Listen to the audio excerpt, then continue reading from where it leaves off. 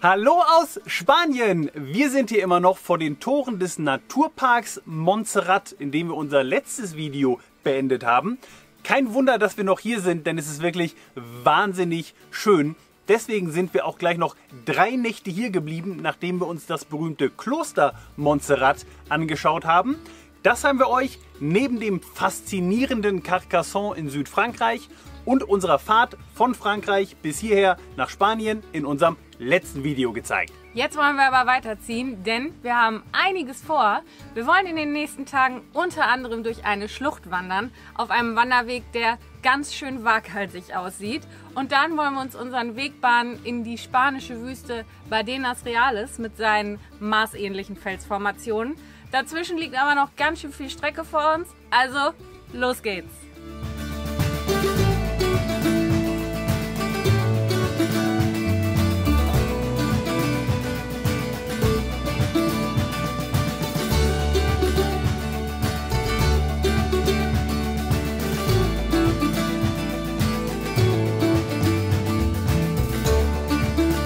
Aber bevor wir so richtig in die neuen Abenteuer starten können, müssen wir erstmal Grauwasser ablassen, Frischwasser tanken und unsere Toilette leeren.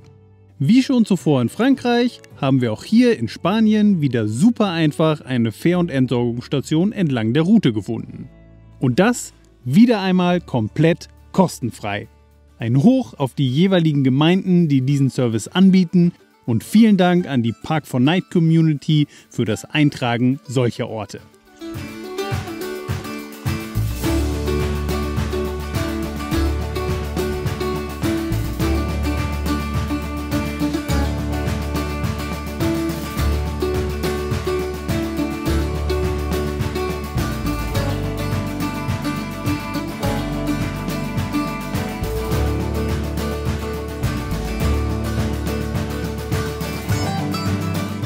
Ja, die Stellplatzsuche oder alleine die Parkplatzsuche ist hier leider nicht ganz so einfach. Wir wollen die Wanderung hier von Norden her machen und da gibt es, soweit wir herausfinden konnten, nur einen offiziellen Parkplatz und der hat eine Höhenbeschränkung von 2,30 Meter. Das ist wohl nicht, weil die hier irgendwie unfreundlich gegenüber Wohnmobilfahrern sind, sondern einfach, weil die Zufahrtsstraße auf den letzten paar 100 Metern wohl einfach zu schmal ist und tief hängende Äste einfach die Zufahrt für größere Fahrzeuge nicht ermöglichen.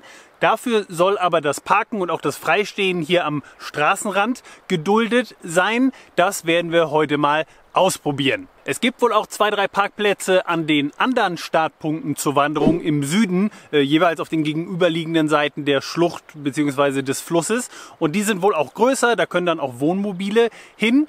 Allerdings ist die Wanderung dann nochmal ein ganzes Stück länger, man muss mehr Höhenmeter machen und man läuft teilweise so ein bisschen zickzack. Das wollten wir ehrlicherweise einfach vermeiden. Wir sind ja ein bisschen faul und deswegen versuchen wir das von hier aus. Morgen geht's also los, dann ist hoffentlich auch die Sonne wieder draußen. Der Wetterbericht verspricht sehr Gutes. Wir drücken die Daumen, dass das auch tatsächlich stimmt. Los geht's!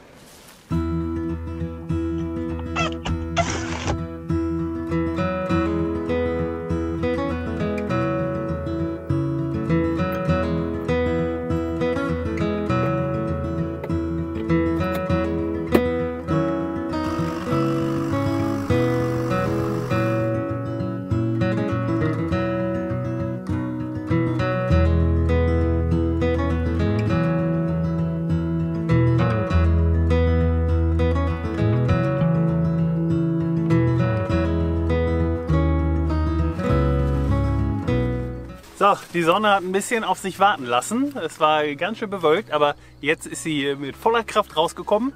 Und jetzt ja, müssen wir auch langsam los. Ich glaube, wir haben schon irgendwie 11 Uhr. Nein, halb 11. Los geht's!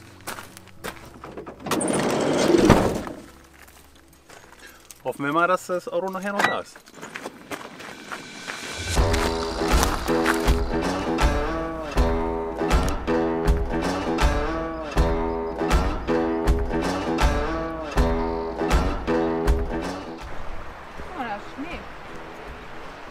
Jo, das ist Schnee auf den Bergen. Krass. Wo ist das? Ah, Pyrenäen. Ja, das ist Richtung Pyrenäen. Aha. Richtung Norden. Das ist bodevoll. Aber das Wasser ist mal richtig schlammig. Das ist richtig dreckig. Ja. Also das hat noch nichts mit Blau zu tun. Nee. Ich gehe mit meiner Tina und meine Tina mit mir. Hast du Bock? Oh.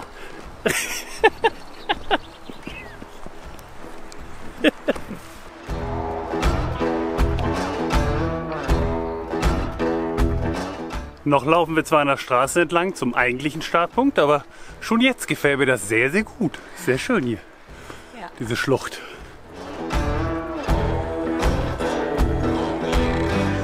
Ein Orten. Hallo, mit einer Blume.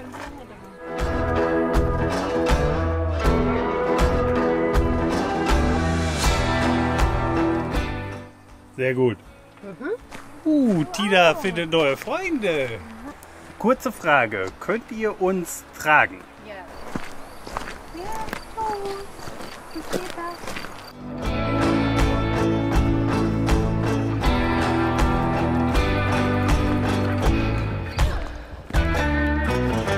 Bisher ist es sehr, sehr gut zu laufen, aber in ein paar hundert Metern dürfte sich das ein bisschen ändern.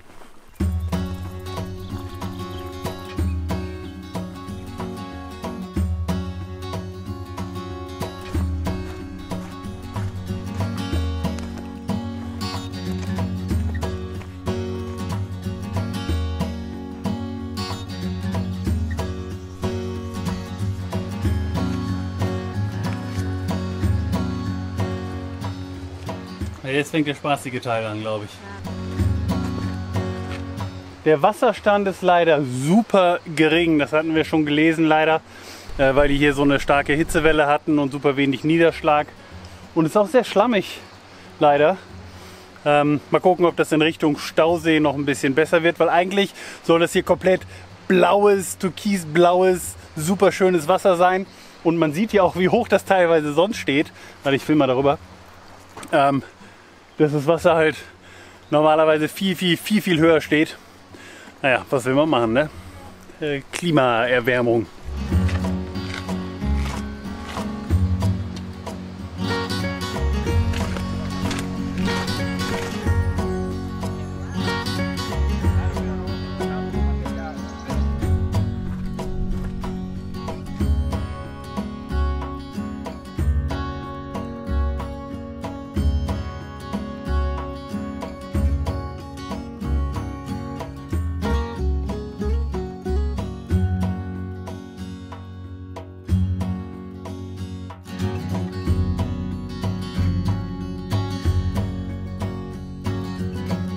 Also so ein kleines bisschen schwindelfrei sollte man in jedem Fall sein, wenn man hier lange laufen will.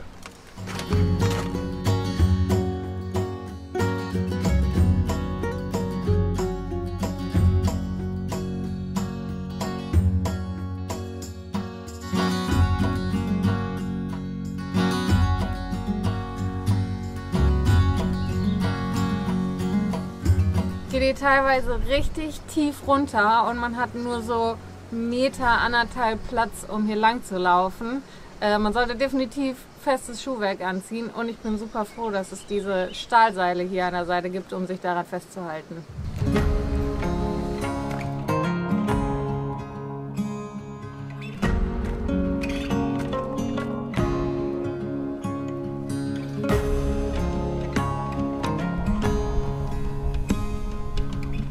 Aber macht euch nicht allzu viele Sorgen. Tina hat eigentlich auch Höhenangst und die meistert das hier mit Bravour.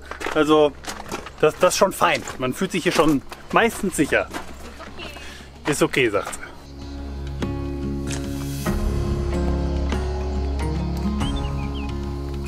Nehmt auf jeden Fall genug Wasser mit, denn ja, es ist immer noch Spanien, es ist immer noch sehr heiß. In diesen reingeschlagenen Abschnitten ist man zwar meistens im Schatten, aber ansonsten nicht. Und es gibt hier auch keine Infrastruktur, man kann nicht Wasser auffüllen oder irgendwas. Also ja, nehmt ordentlich Wasser mit. Ja.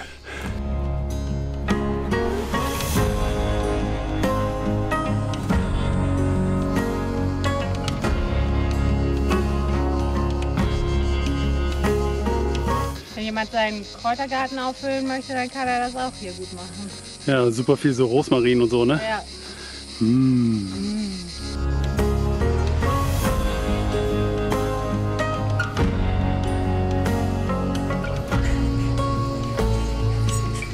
Ja, hier kann man ein bisschen sehen, wie türkis das Wasser eigentlich ist und auch nochmal, wie hoch es normalerweise ist.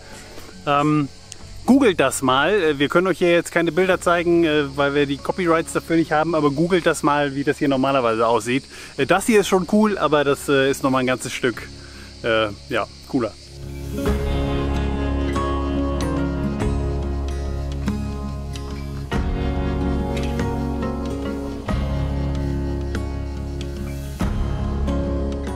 So, jetzt kommt der letzte Abschnitt. Man hat es gerade vielleicht schon sehen können, ein paar Treppen, die an eine Felswand gebaut wurden. Die sitzt Tina jetzt aus. Tina verlängert ihre Pause ein bisschen und ich gehe alleine die paar hundert Meter dahin und wieder zurück. Das kann ich auch sehr gut verstehen, wenn man da ja so ein bisschen unter Höhenangst leidet, ist das wirklich, glaube ich, gar nichts. Aber ja, ich bin gespannt. Ganz so frei von Höhenangst bin ich auch nicht. Also ja, mal gucken, wie das so wird.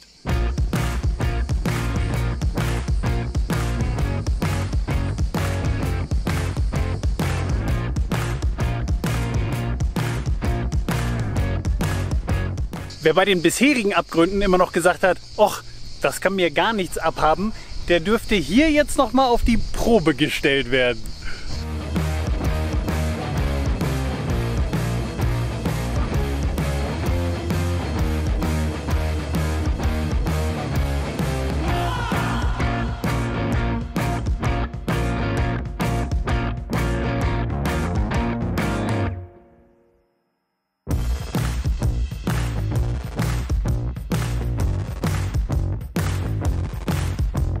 Das ist schon ganz schön scary hier, ey.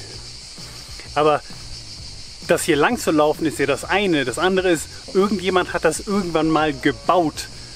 Das ist absolut faszinierend.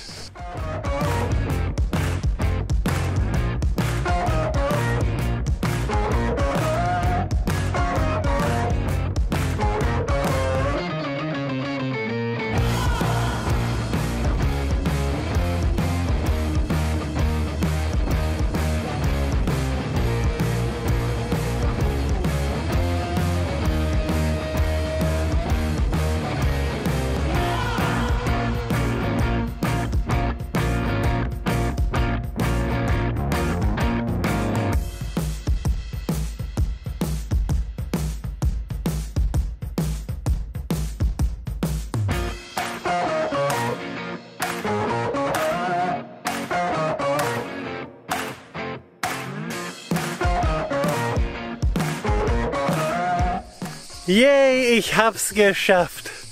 Richtig cool. Und jetzt geht's den gleichen Weg wieder zurück. Da packe ich jetzt die Kameras aber weg und da laufen wir einfach so und wir sehen uns am Camper wieder. Und dafür mache ich mal wieder den alten Schnipptrick. Und jetzt sind wir zurück am Camper. Und das war mega schön, aber auch super anstrengend. Wir sind jetzt fast 15,5 Kilometer gelaufen und waren 6,5 Stunden unterwegs, was ganz schön lang ist, aber was sich auch richtig gelohnt hat. Und wir können es jedem empfehlen, hier mal einen Abstecher hinzumachen. Jetzt freuen wir uns aber auf eine kalte Cola und eine schöne Dusche.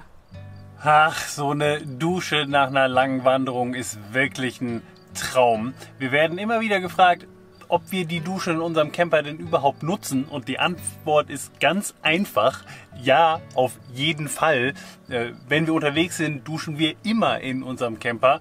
Deswegen haben wir uns damals ja auch für ein Raumbad entschieden, damit wir eben ganz entspannt und komfortabel duschen können. Das funktioniert hervorragend, wenn nicht gerade der Warmwasserboiler, also unsere Heizung, kaputt ist, so wie es letztens der Fall war. Wir haben festgestellt, dass wir noch gar nicht aufgelöst haben, wie es damit weitergegangen ist, weil uns so viele von euch gefragt haben. Long story short, in der, ich glaube, die dritte oder die vierte? Ich glaube, in der dritten Werkstatt konnten sie uns dann letztlich helfen. Die hatten das Teil da, also die Hauptplatine, die Elektronik der Heizung. Die wurde ausgetauscht, das hat eine knappe Stunde gedauert. Die waren alle super nett, wir haben in der Zwischenzeit einen Kaffee bekommen und dann, ja, seitdem funktioniert die Heizung wieder. Alles super, mit der kleinen Ausnahme, dass wir jetzt halt 400 € ärmer sind. Das war also ein ganz schön teurer Spaß, leider. Aber wie gesagt, dafür können wir jetzt wieder duschen und das ist das Wichtigste. Und ja, wir werden uns jetzt noch fix was zu essen machen und dann auch schon langsam unsere Füße hochlegen und ja, vielleicht noch ein bisschen Netflix schauen. Es war ein langer, anstrengender Tag. Netflix ist ein gutes Stichwort und damit kurze Unterbrechung und ein großes Dankeschön an NordVPN dafür, dass sie unsere Reise unterstützen. Für diejenigen unter euch, die es nicht wissen, ein VPN ist ein Virtual Private Network und verschlüsselt alle Informationen, die zwischen unseren Geräten und dem Internet hin und her gesendet werden. Mit NordVPN schützen wir also unsere persönlichen Daten, wenn wir im Internet unterwegs sind. Das ist besonders wichtig, wenn es um sensible Dinge geht.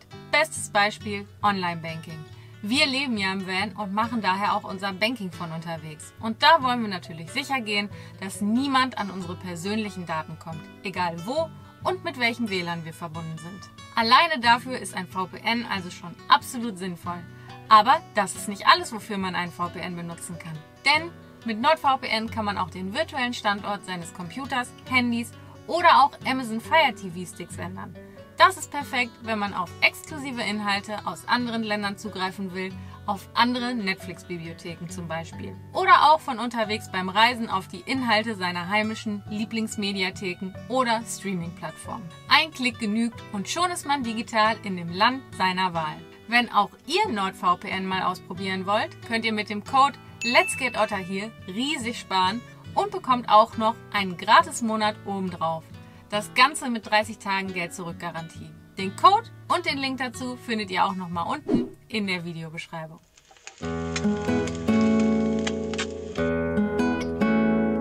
Ein frisch gebrühter Kaffee, ein leckeres Baguette, Spiegeleier. Was will man mehr an einem Morgen?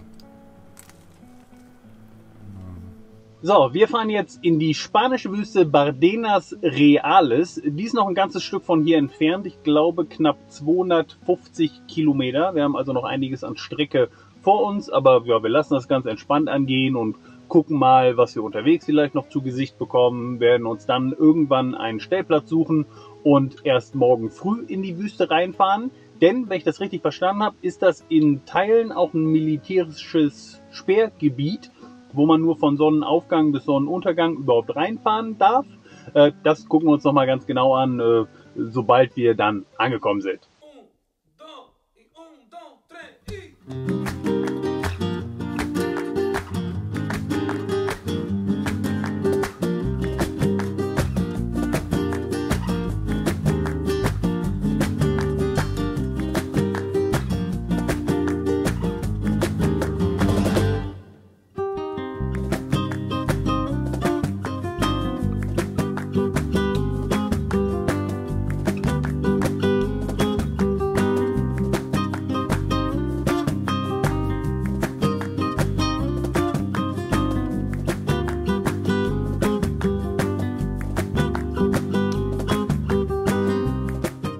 Einen kurzen Zwischenstopp haben wir dann unterwegs noch gemacht, und zwar beim Castillo de Loare. Das wurde uns empfohlen und lag nur einen kleinen Umweg von unserer Strecke entfernt. Die Burg, die ihren Ursprung im 11. Jahrhundert hat und im 12. Jahrhundert auch als königliche Residenz diente, gilt als eine der schönsten Burgen ganz Spaniens. Das zumindest steht im Wikipedia-Eintrag zur Burg. Wir fanden vor allem die tolle Lage am Hang mit Blick auf die weite Ebene darunter sehenswert. Allerdings haben wir uns die Burg auch nur von außen angeschaut. Vielleicht nehmen wir uns ja beim nächsten Mal etwas mehr Zeit.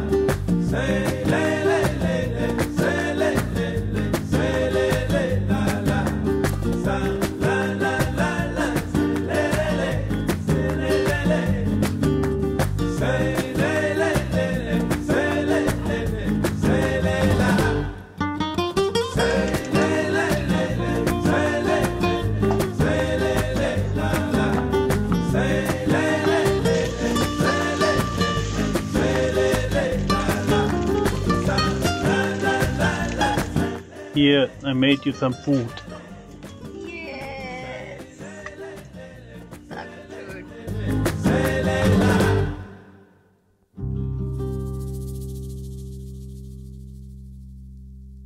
Guten Morgen aus Valtierra, hier vor den Toren der Badenas Reales. Hier haben wir heute Nacht auf einem nagelneuen Stellplatz übernachtet. Der ist noch kostenlos, wird aber bald 4 € die Nacht kosten, wenn wir das Schild am Eingang richtig verstanden haben. Aber noch ist die Schranke dauerhaft geöffnet. Hier werden, glaube ich, einfach noch die letzten Feinheiten erledigt. Gestern wurde auch am Toilettenhäuschen gewerkelt, aber die Fähr- und Entsorgung funktionieren schon. Es gibt auch einen Stromanschluss, da muss man dann so einen Token einwerfen, den man wo auch immer kaufen kann. Was aber unverkennbar ist, hier hat der Wald gebrannt, direkt am Grundstück. Und das war tatsächlich erst vor 2 Wochen, Mitte Juni. Da war es ja auch in Deutschland und in Frankreich extrem heiß. Und hier in Spanien gab es die größten Waldbrände seit Beginn der Aufzeichnung. Und eben auch hier hat es gebrannt. Und das ja schon heftig, das so ja, selbst zu sehen, und das ist ja sowieso hier in Südeuropa nochmal sehr viel präsenter, leider. Wir haben vor allem auch deswegen hier übernachtet, weil wir hier in perfekter Ausgangsposition sind, um uns jetzt die Badenas Reales anzugucken. Knapp 10 Minuten von hier ist einer der Haupteingänge mit einem Informationszentrum, und da fahren wir jetzt mal hin.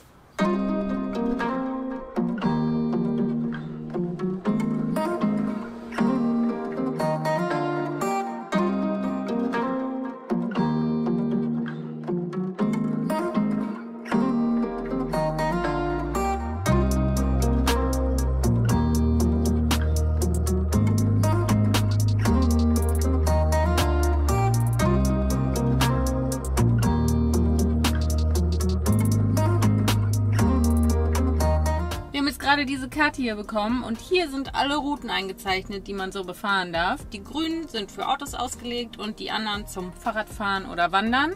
Und im Zentrum steht dieser Rundweg hier in der Mitte. Da soll man an den Highlights, also den schönsten Viewpoints, den größten Gesteinsskulpturen und so weiter vorbeikommen. Einmal rum soll ungefähr 2 Stunden dauern. Das machen wir jetzt.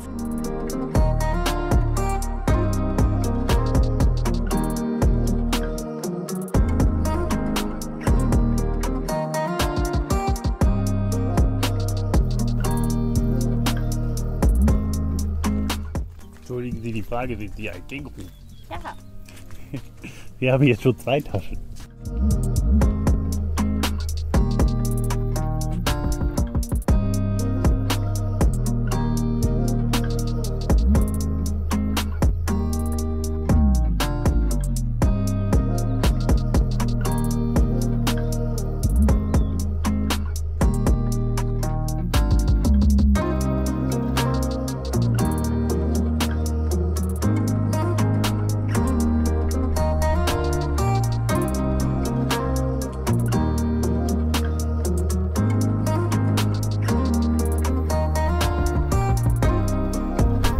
Bist du jetzt informiert? Ja. Das ist gut, weil du musst uns alle gleich mal wissen lassen, wie das hier entstanden ist. Okay, mache ich. Die Badenas Reales Halbwüste, die seit 1999 als Naturpark geschützt und seit 2000 auch UNESCO-Biosphärenreservat ist vor allem für ihre charakteristischen Steinformationen bekannt. Der Großteil der Landschaft besteht aus Lehm, der aus Sedimenten eines urzeitlichen Meeres entstanden ist. Die tektonische Anhebung der Iberischen Halbinsel sorgte dafür, dass das Wasser ablief und diese teils bizarre Landschaft zurückließ. Mit der Zeit erodierten die unterschiedlichen Gesteins- und Lehmschichten und hinterließen Skulpturen aus Kalk und Sandstein. Diese sogenannten Cabezos sind heute einer der größten Besuchermagnete der Badenas Reales.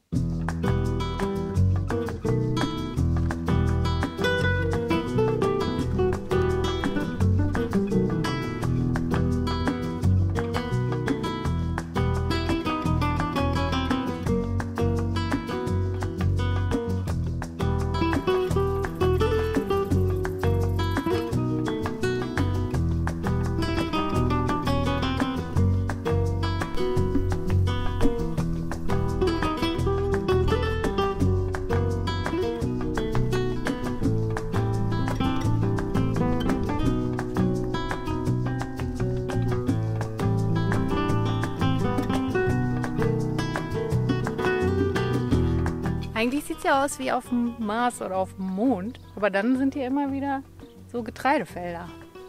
Ja, ich weiß auch nicht, wie die das mit dem Wasser machen und so. Ja. Schon ein bisschen erstaunlich. Mhm.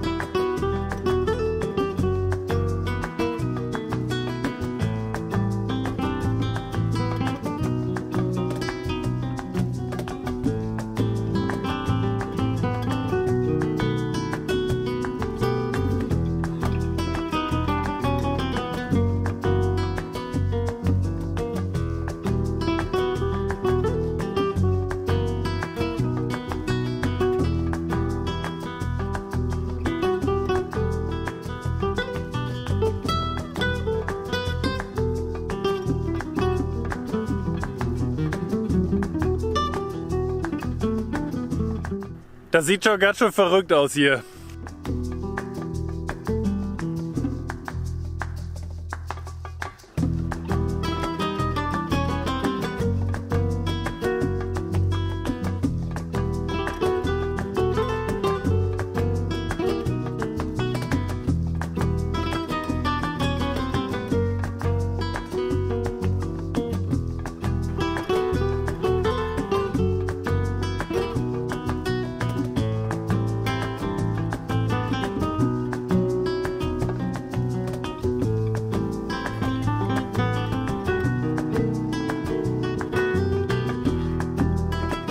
Ja, die machen es auf jeden Fall immer sehr eindeutig, wo man reinfahren darf und wo nicht, hier wegen Militärschutzgebiet. Nicht nur Militär, sondern auch Vogelschutzgebiet in manchen Teilen, denn es gibt hier ein paar sehr, sehr große Vögel, irgendwelche Adler, Geier, irgendwelche Rieseneulen, ich weiß es nicht genau. Wir haben bisher nur welche auf große Entfernung gesehen, aber man sieht diese riesen Spannweiten über einem herfliegen. Filmen konnten wir das bisher noch nicht, aber vielleicht haben wir gleich Glück und sehen noch irgendeinen aus näherer Nähe. Nein, das Glück hatten wir leider nicht mehr. Aber dafür erreichen wir kurz vor Ende des Rundweges eine der charakteristischsten Gesteinsformationen, den Castil de Tierra, die wohl meist fotografierte Skulptur auf dem gesamten Areal.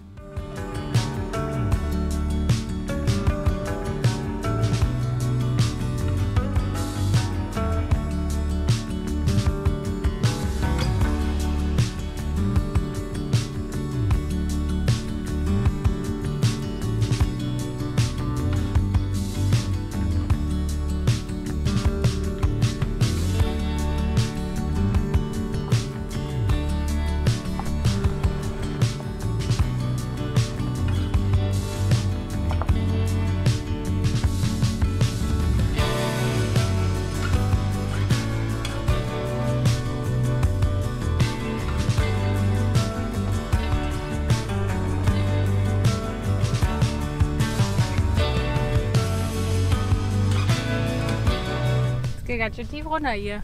Jo.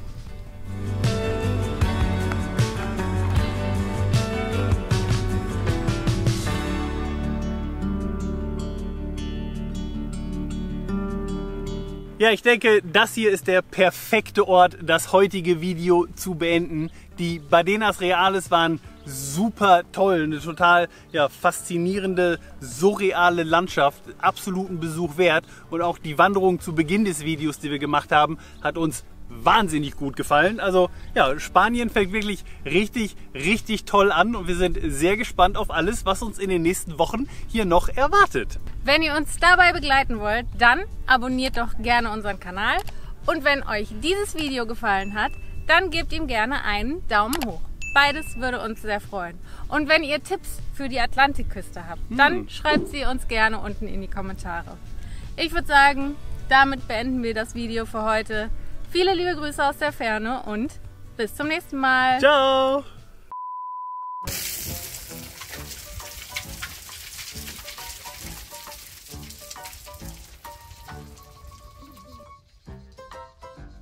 What? Du musst deinen Hund anleihen. Okay. Wo ist deine Leine? Du quietscht. Ich bin alt, weißt du? Ja, ich weiß. Guten Morgen. Mann. Da soll man an den Viewpoints. Du schneidest den oben ab? Ja. Das sieht aber komisch aus dann. Das gefällt mir nicht.